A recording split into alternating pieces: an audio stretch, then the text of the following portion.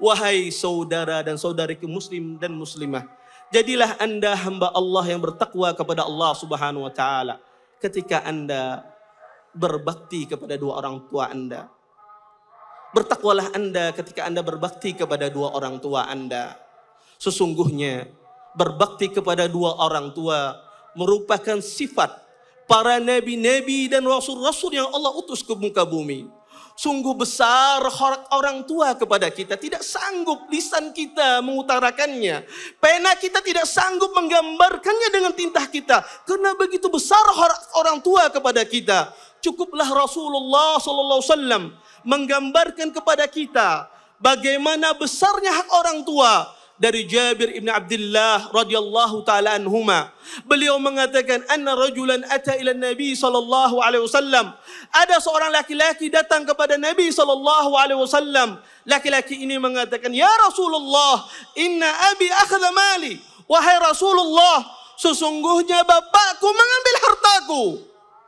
Mendengar demikian, Nabi pun memegang kerah orang ini. Sembari Nabi mengatakan, anta wa maluka li abik. Sesungguhnya nyawamu, hartamu milik bapakmu. Sungguh benar apa yang dikatakan oleh Nabi SAW. Orang tua itu cahaya kehidupan bagi seorang anak. Orang tua itu orang yang paling bersedih ketika melihat anaknya gelisah. Orang tua orang yang paling teriris hatinya ketika dia melihat tetesan air mata anaknya. Maka pantaslah Allah Subhanahu wa ta'ala menyuruh para manusia untuk berbuat baik kepada orang tuanya. Allah berwasiat kepada orang-orang beriman agar mereka berbuat baik kepada orang tuanya. Kata Allah, wa wassaynal insan biwalidayhi hamalathu ummu wahnan ala wahnin wa fisalu fi amain an ishkur li wa liwalidayk ilayyal masir.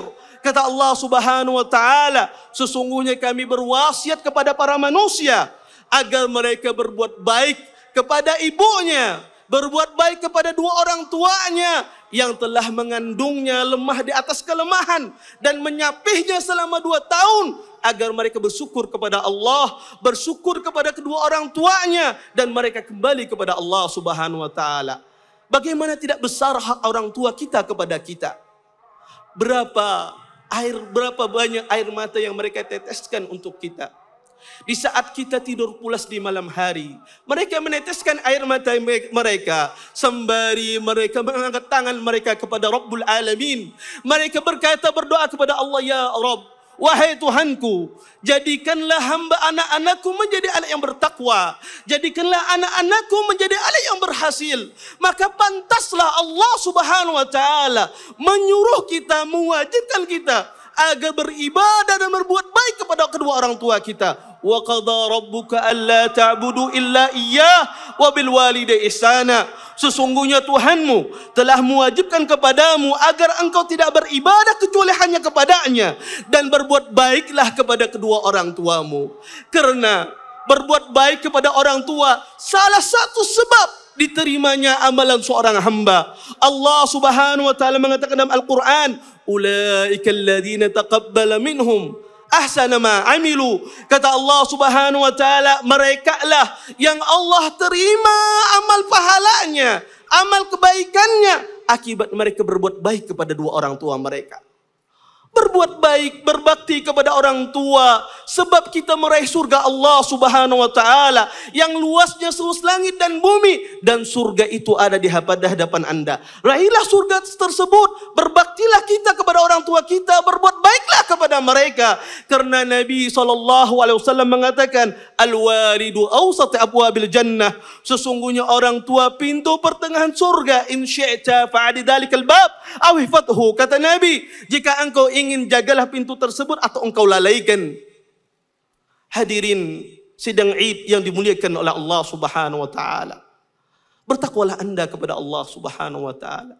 Terlebih-lebih ketika orang tua anda telah udzur, telah lanjut usianya, gemetar tangannya, tertatih-tatih dia berjalan, sirna kekuatannya, maka pada saat itu sambutlah dia dengan kasih sayang. Ciumlah tangan yang hilang kekuatannya.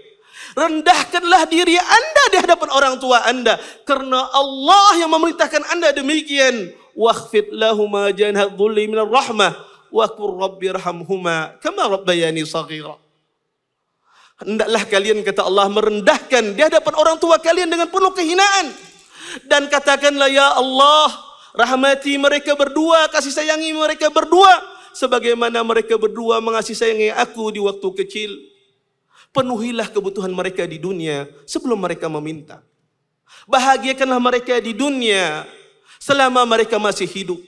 Kalau mereka sudah meninggal, jangan lupa Anda sisipkan doa Anda di salat Anda. Doa Anda untuk mereka di zikir Anda ketika Anda bermunajat kepada Allah. Karena itu bentuk Anda berbakti kepada dua orang tua Anda. Terima kasih. Jazakumullah khairan wa barakallahu fikum. Video ini dibuat atas partisipasi dari donasi Anda. Semoga menjadi amal jariah bagi Anda semuanya.